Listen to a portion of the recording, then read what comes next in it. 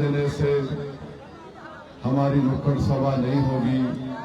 सुनो गद्दारों, तुमने यहाँ की लाइट बंद की, अब जोकीहाट की जनता तुम्हारे घर की लाइट गुल करने वाली है इंशाअल्लाह। मेरे अजीज दोस्तों और बुजुर्गों, ये एक न्याय यात्रा है, इंसाफ का एक काफिला, इंसाफ के उसूल के लिए काफिले को लेकर हम लोग निकले हैं। आप तमाम से एक ही गुजारिश है कि आप आने वाले असेंबली विधानसभा के इलेक्शन में जोकीहाट से दोबारा मजलिस इत्तेहादुल मुस्लिमीन के उम्मीदवार को कामयाब करिए।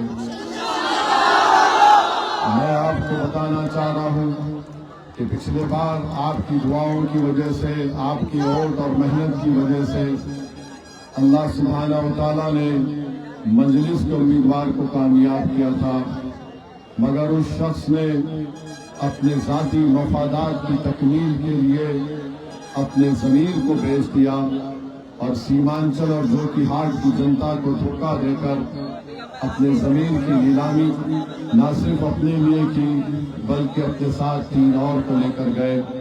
मगर आज आपके पास एक वक्त आया है कि आप अपने गम और गुस्से का इजहार कर सके। मैं आपसे अपील करने आया हूँ कि मजलिस इत्तेहादुल मुस्लिमीन सीमांचल में और बिहार में आपकी एक मुस्लिम क़यादत को बनाना चाहती है। बिहार में और पूरे देश में हर समाज की एक सियासी लीडरशिप है, चाहे वो अपर कास्ट के हों, ईबीसी के हों, यादव हो, दलित हो, मगर बिहार के 19% मुसलमान और भारत के 15% मुसलमानों के पास अपनी कोई सियासी क़यादत नहीं है। आज हम देखते हैं कि बिहार में और खास तौर से सीमांचल में जो आज नाइंसाफी सीमांचल से की जा रही है, यहाँ पर इस इलाके को बिहार का हिस्सा है, मगर ऐसा लगता है कि बिहार की सरकारों ने सीमांचल को अलहदा करके रख दिया। ऐसा लगता है कि बिहार में कोई पुरसाने हाल नहीं है। मेरे अजीज दोस्तों और बुजुर्गों, हम आपसे अपील करने आए हैं कि जब विधानसभा का चुनाव होगा, क्या आप मजलिस इत्तेहादुल मुस्लिमीन के पतंग छाप निशान पर बटन दबाकर वोट डालेंगे? आप वोट डालेंगे? आप अपने घर के माँ बहन को, अपने तमाम इज्जतदार खवातीन को लेकर वोट डालेंगे? मेरे भाई, दुश्मन कोशिश करेगा, जो लोग गद्दारी करके आपसे गए हैं वो कोशिश करेंगे, आपको पैसा भी देंगे, आप जरूर उनसे पैसा लेना छोड़ना नहीं, उनका जरूर लेना उनसे, लेके जेब में रख के बोलना और फिर आगे बढ़ के बोलना। ये काम आपको करना है। उन्होंने आपको धोखा दिया, आप अगर वो पैसा देते बराबर लो। ये बहुत पैसा कमाए गरीबों का खून चूस कर, ये सीमांचल की जनता को गरीब रखकर अपनी तिजोरियों में इजाफा किया।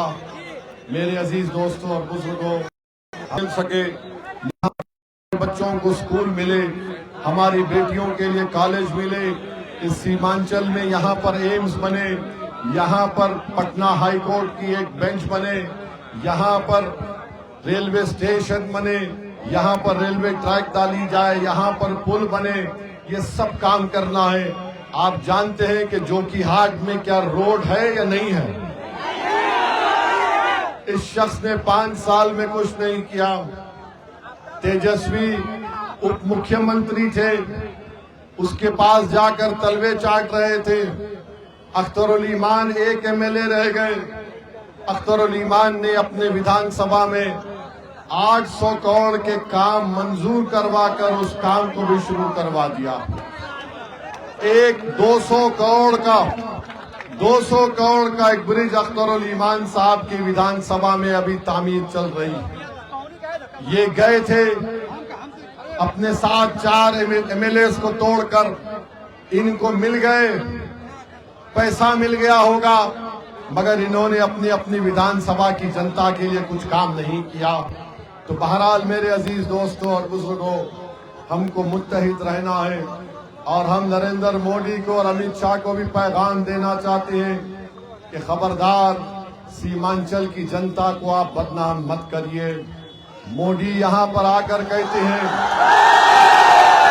मोदी अमित शाह यहाँ पर आकर कहते हैं कि सीमांचल में बांग्लादेशी है।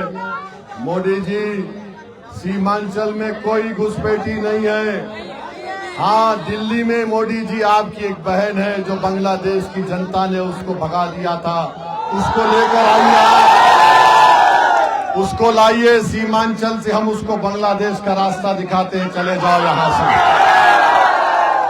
खबरदार, बीजेपी आरएसएस को कोंटा पतंग छाप पर वोट देकर तुमको बताएगी यहाँ पर घुसपैठी नहीं है, यहाँ पर भारत से मोहब्बत करने वालों की सरजमीन है।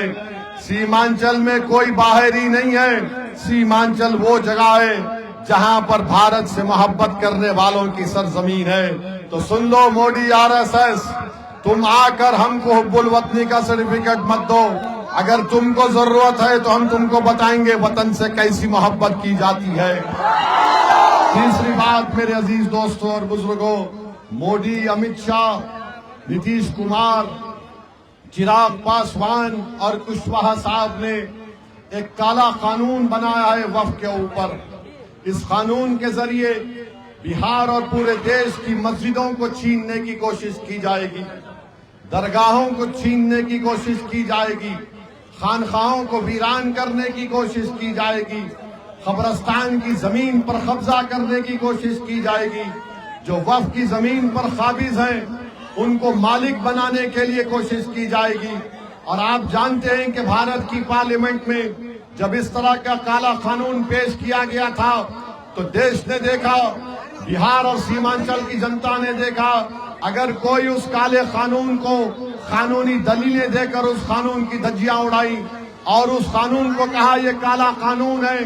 हमने बीजेपी के 300 एनडीए के एमपीज के सामने हमने कह दिया, हम इस कानून को नहीं मानते, ये कानून भारत के संविधान के खिलाफ है।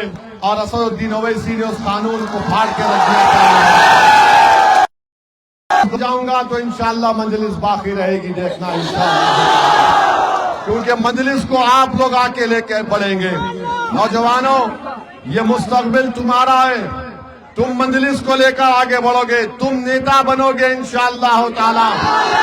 मैं तो अल्लाह से ही दुआ करता हूं कि अल्लाह मुझे इस दुनिया से उठाने से पहले मेरी ख्वाब है, मेरी कोशिश है कि भारत के मुसलमानों की एक लीडरशिप बन जाए, हर रियासत में और खास तौर से सीमांचल में बन जाए कि तुम नेता बनो, मुकद्दर के फैसले तुम अपने करो, तुमको किसी गैरों की चौखट पर जाकर भीख मांगने की जरूरत नहीं पड़ेगी।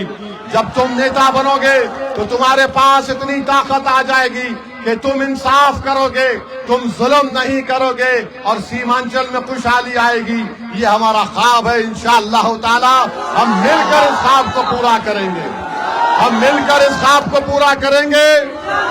आप हमारा साथ देंगे, मजलिस का साथ देंगे, आप वफादारों का साथ देंगे या गद्दारों का साथ देंगे? आप वफादारों के साथ हैं और हम गद्दारों का साथ नहीं देंगे। बहुत बहुत शुक्रिया। अस्सलाम वालेकुम। सीमांचल की जनता जिंदाबाद, सीमांचल की जनता जिंदाबाद, सीमांचल की जनता जिंदाबाद, तस्लीमुद्दीन जिंदाबाद, अख्तरुल ईमान जिंदाबाद, नारे तकबीर, नारे तकबीर। अस्सलाम वालेकुम।